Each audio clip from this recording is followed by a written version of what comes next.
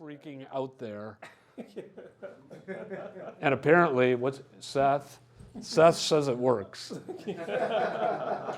Right? What is it? $50 a recommendation?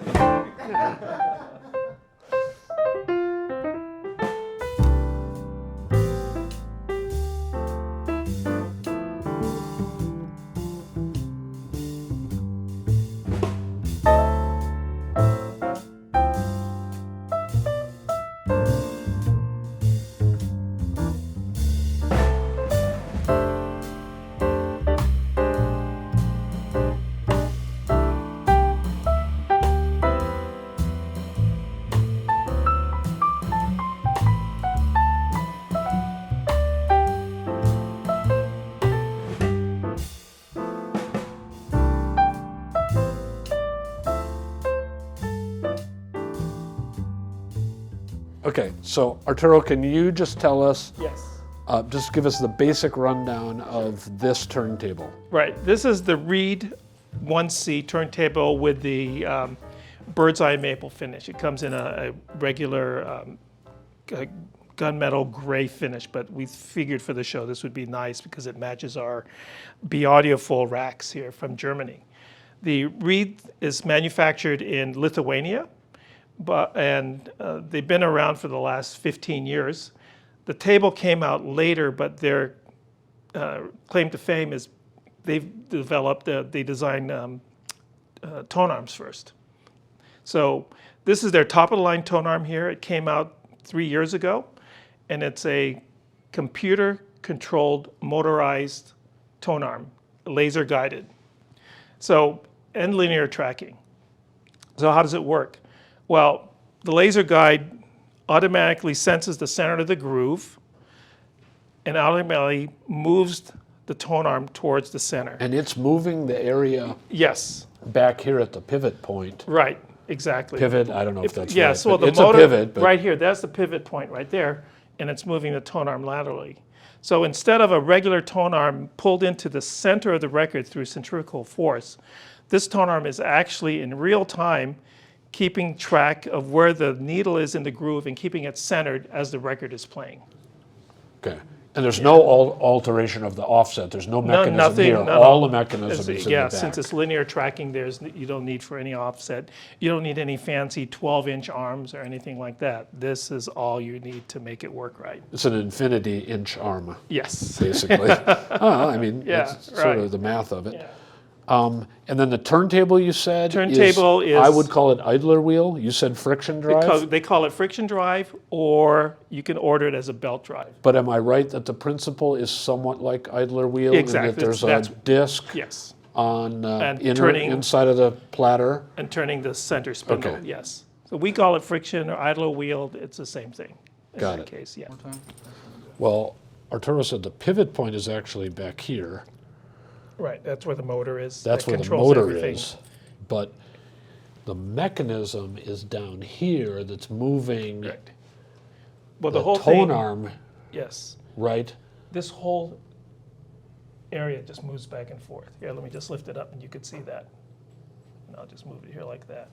So you see how that moves? There is, okay, so there's what's moving. Yeah, so there's this, actually, which is also kind of a there's pivot two point. pivot points. This is one the here, geometric pivot point, Right. and this is the This is actually the pivot point. actually where the tone. bearings are. Yes, exactly. Well, there are bearings back there too. Yeah, but that's the motor controller there that controls the arm as it moves across there. And then to set it, it'll go like this. It'll blink, and to center it, you just press the button there, and it's automatically centered. Okay, let me ask the other Yeah. question. That's cool. I think it looks exotic. Yeah. Why?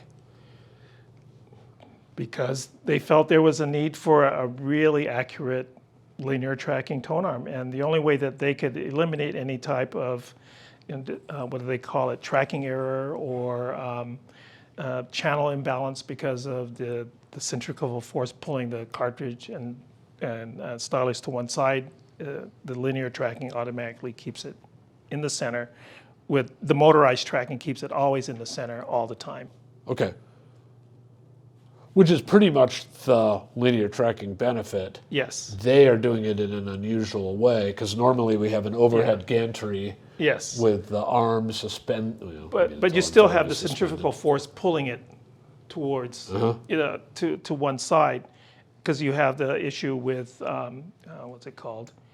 On a regular tone arm, you have the, what's it called on the side there? I forgot.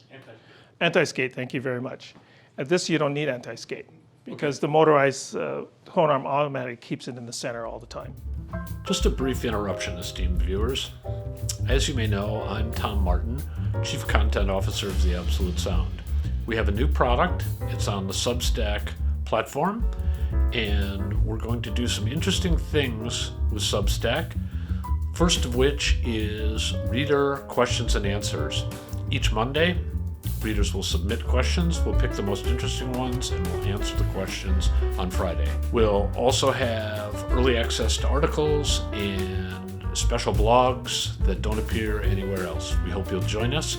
It's only a cost of a cup of coffee per month. Just check on the screen or in the show notes below. Thanks, and now back to the show.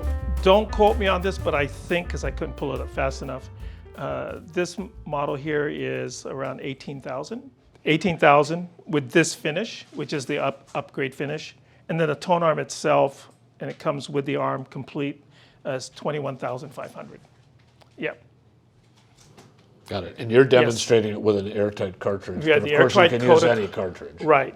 But for this is the Air-Tight room, so we have the Air-Tight Coda cartridge, and that retails for 8,500.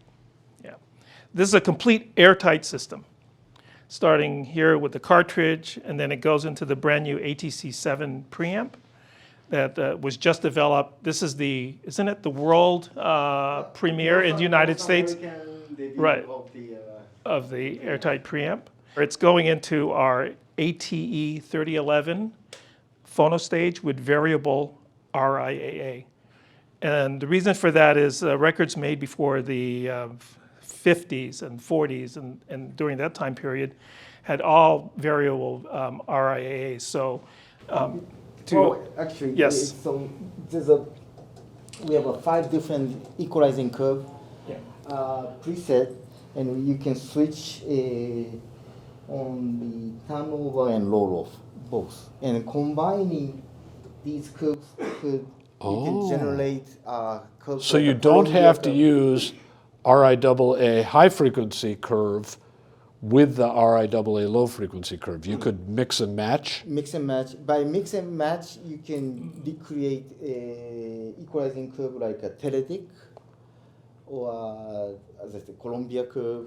Okay, so there's really more than 5 options. Yes. Yeah.